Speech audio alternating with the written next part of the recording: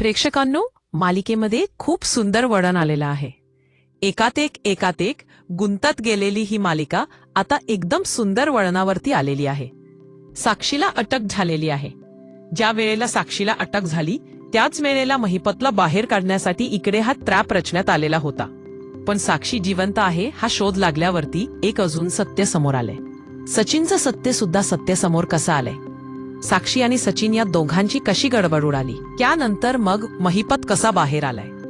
प्रेक्षकांनो, आपण आता पाहिलेलं आहे की इकडे ज्या वेळेला सुमन आता सत्य सांगण्यासाठी प्रयत्न करत आहे आणि त्याच वेळेला सुमन ज्या वेळेला प्रयत्न करते तेव्हा तिथे नागराज आलेला आहे. नागराजला बघून आता सुमन पुन्हा एकदा घाबरलेली आहे. सुमन घाबरली आणि आता सुमन इकडे विचार करते की नाही, काहीही झालं तरी सुद्धा मी आता जर का सत्य बोलले तर हा माणूस माझा जीव घ्यायला सुद्धा कमी करणार नाहीये. आणि म्हणूनच आता इकडे सुमन विचार करते की नाही, मी आता नाही सत्य बोलत आहे, मी बघते काय करायचं ते. प्रेक्षकांनो, सुमन तर निघून गेली, पण अर्जुन सायलीला जी माहिती हवी होती ती माहिती सापडलेली आहे.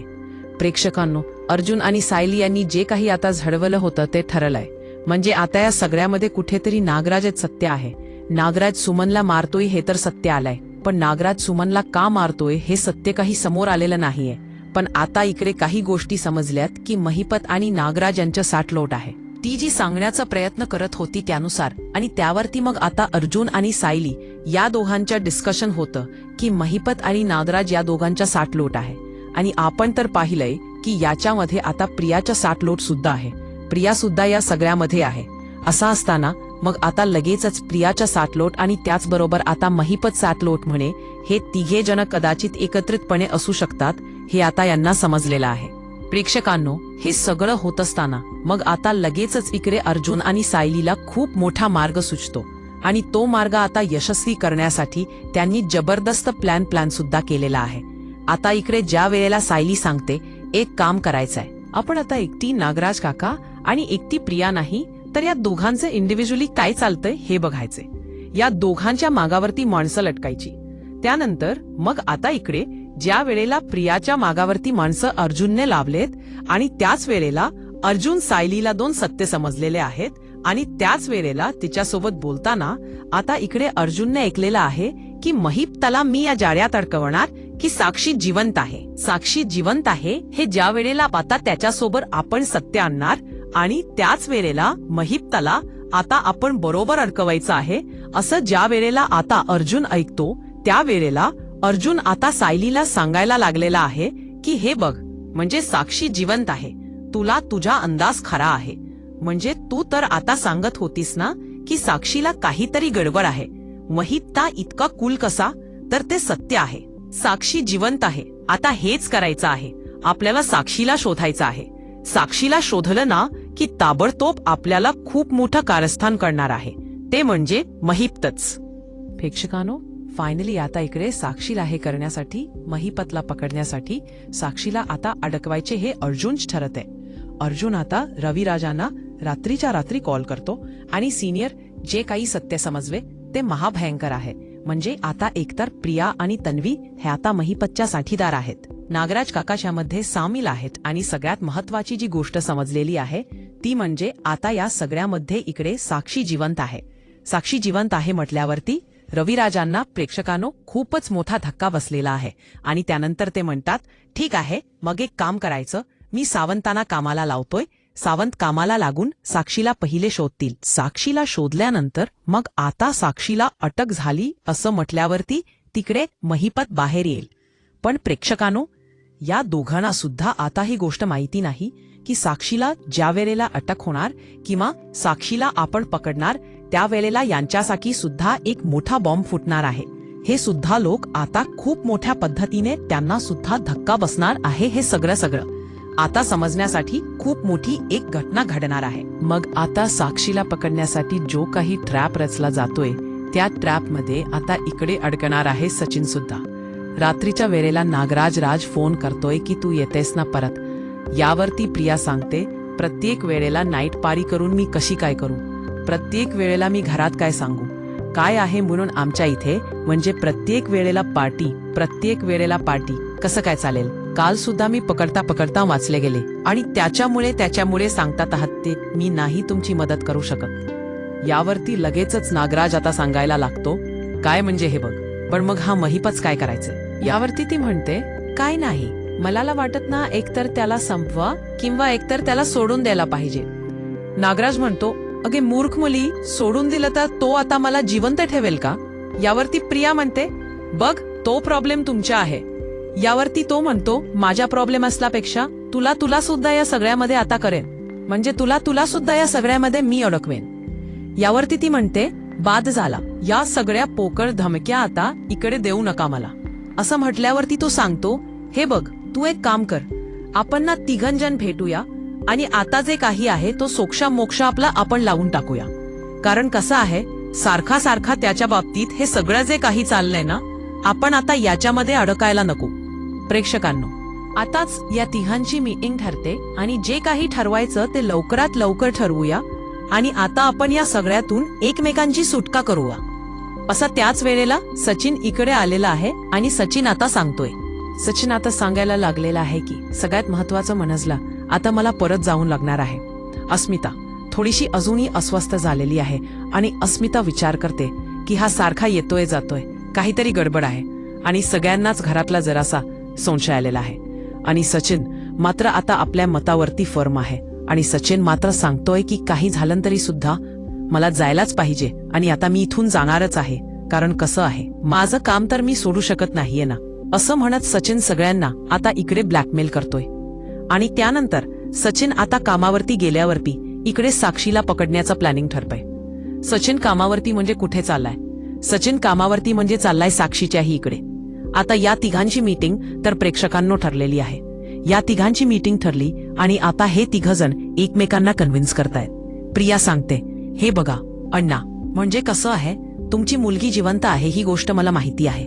बरोबर आहे, मी रविराजांची मुलगी नाहीये ही गोष्ट तुम्हाला माहिती आहे. नागराज काकाने आता खूप मोठी सुपारी दिली आहे, तुम्हाला माहिती आहे. तर एकमेकांच्या हातामध्ये ही सगळी पाळमुळणं असताना आपण आता एकमेकांच्या सोबत आता भांडणार हे कसं काय शक्य आहे?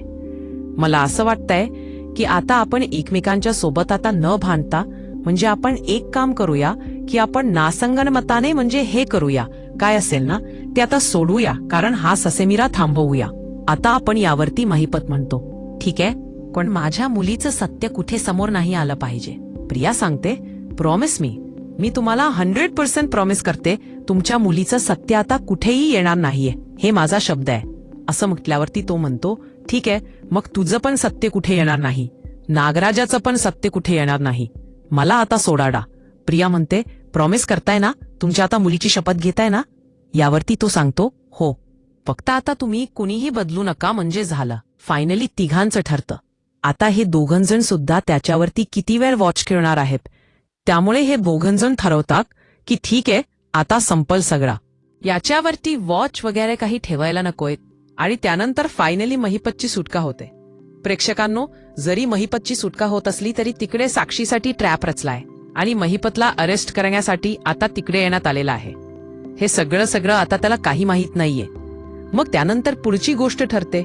इकडे साक्षीला पकडण्यासाठी ऑलरेडी आता मात्र पोलीस गेलेले आहेत, पण तिकडे सचिन सुद्धा आहे. प्रेक्षकांनो, त्याच वेळेला इथे आता नागराजने बघितलेले आहे की सुमन आता जास्त शहाणपणा करत आहे आणि सुमन शहाणपणा करून आता आपल्याला अडकवण्याचा प्रयत्न करत आहे. आणि म्हणून चिडलेला नागराज आता सुमनला फरफटत घरी घेऊन आलाय. घरी घेऊन आल्यावरती मग लगेचच नागराजने प्रेक्षकांनो सुमनला आता सांगितलेलं आहे. सुमनला नागराजने सांगितलं की काय तू काय धंदे करायला तिकडे गेली होतीस आणि का गेली होतीस हे सगळ्यात महत्वाचं आहे. मात्र आता मला कळलं पाहिजे कशासाठी गेली होतीस तिकडे. यावरती सुमन म्हणते, नाही, मी ते हे सायली सोबत गेले होते, मी खरंतर गेले होते ते मला अस्मितासाठी कपडे घ्यायचे होते. यावरती तो म्हणतो, कुठच्या ऑफिसमध्ये वकिलांच्या अस्मितासाठीचे चेक कपडे तुला भेटणार होते? असं म्हटल्यावरती ती सांगते, नाही, ते सायली मला उगाच तिकडे घेऊन गेली. यावरती ती सांगते, अच्छा, सायली तुला तिकडे घेऊन गेली ना, मग आता एक गोष्ट सांग ना, सायलीला तू काय सांगत होतीस? यावरती म्हणते, कुठे मी खरंच काही कुणाला काहीच सांगत नव्हते, तुमच्या काहीतरी गैरसमज झालेला आहे. त्यावरती लगेच आता इकडे सांगायला लागते तो की माझा नाही गैरसमज झालाय, माझा गैरसमज दूर झालाय. एक गोष्ट लक्षात ठेव, काही झालं तरी सुद्धा मी तुला सोडणार नाहीये. जर का माझ्याबद्दलची काहीही माहिती समोर आली किंवा जर का माझ्याबद्दल काही हे करण्याचा तू प्रयत्न केलास तर मात्र तुझी आता गाठ माझ्याशी आहे. असं म्हणतात प्रेक्षकांनो, आता इकडे चांगलाच धक्का त्याने सुमनला दिलाय. तो इकडे सचिन आलेला आहे, तो म्हणजे आता साक्षीकडे, आणि तो साक्षीला सांगत आहे. तो साक्षीला म्हणतोय की खरं सांगायचं तर आता तुझ्या अण्णांचं काय पत्ता खबरबाबत यावरती ती सांगते. मला खरंच काहीच गरज नाहीये की मी नक्की काय करू ते. यावरती तो म्हणतो ठीक आहे चल ना पोलिसात. ती सांगते नको नको पोलिसात नको. आणि त्याला काहीच कळत नाहीये की ही सारखं पोलिसात नको अशा पद्धतीने का बोलती आहे ते. आणि त्यामुळे त्याला आता मोठा धक्काच बसलाय प्रेक्षकांनो. आणि त्यावरती इकडे तोपर्यंत हे सगळं चालू असताना इकडे आता पोलिसांची एंट्री झालेली आहे आणि सायली पोलिसांना घेऊन आत येते. ज्या वेळेला प्रेक्षकांनो सायली पोलिसांना घेऊन आत आलेली आहे, मोहिपत तिकडे आलाय आणि साक्षीला अटक झालेली आहे. प्रेक्षकांनो जबरदस्त आता इकडे धक्का बसलेला आहे. आणि त्यानंतर इकडे आता प्रिया गडबडलेली आहे, कारण तिला महिपतने ऑलरेडी म्हणा सांगितलेलं आहे की तू माझ्या मुलीचं सत्य समोर आणू नको, मी तुला अडकवणार नाहीये. पण आता त्याच्या मुलीचं सत्य समोर आलं म्हटल्यावरती आपलं काही खरं नाहीये आणि आता ती चांगलीच गडबडलेली आहे. प्रेक्षकांनो आता इकडे ज्या वेळेला हे दोघं जण तिकडे आहेत आणि दोघांना पाहून सायली हादरली. म्हणजे खरं तर एकमेकांना धक्का द्यायला, एकमेकांच्यावरती वरती कुरघोड्या करायला हे जे सगळं चालू होतं त्याच्यातून प्रकार मात्र घडताना उलटच घडलेला आहे. सगळ्यांनाच धक्का भेटलाय, सगळ्यांवरतीच कुरघोड्या झालेल्या आहेत. हो सायली अर्जुनला पण धक्का बसलाय कारण तिकडे सचिन आहे. महिपतला धक्का बसलाय कारण साक्षीला अटक झालेली आहे. प्रियाला धक्का बसलाय कारण साक्षी अटक झाली, म्हणजे साक्षी जिवंत आहे हे आपल्यालाच माहिती होतं आणि आपणच पोलिसांना सांगितलं म्हणून महिपत आपल्यालाच पकडणार. 1 ना 100 गोष्टी आता घडत चाललेल्या आहेत आणि साक्षी प्रेक्षकांनो अटक झाली. साक्षी जिवंत आहे हे सत्य समोर आलंय. महिपतला आता या सगळ्यामध्ये धक्का बसून ज्याप्रमाणे म्हटल्याप्रमाणे महिपतने आता इकडे प्रियाच सत्य सांगितलंय की ही तर खोटाडी आहे, माझ्या मुलीलाही काय अडकवणार, मी तर हिला सोडणार पण नाहीये असं हे ते म्हणत. आणि ही काय माझ्या मुलीला पकडून देणार, हीच खरी मुलगी नाहीये, ही रविराजांची मुलगीच नाहीये, ही तर खोटी दोतई प्रिया आहे, बबली लोखंडे आहे. एकाच वेळेला सगळी सत्य दडादड समोर आलेली आणि आता सचिनचं पण सत्य समोर आलेलं आहे. एकाच वेळेला अनेक लोकांना धक्का बसलाय, अनेक सत्यांचा उलगडा झालाय. आता या धक्क्यातून अनेक लोक कसे सावरणार आणि या उलगड्यातून मालिका कुठेच्या दिशेला जाणार, अनेक प्रश्नांची उत्तरं येणाऱ्या काही भागामध्ये आपल्याला मिळणार आहेत.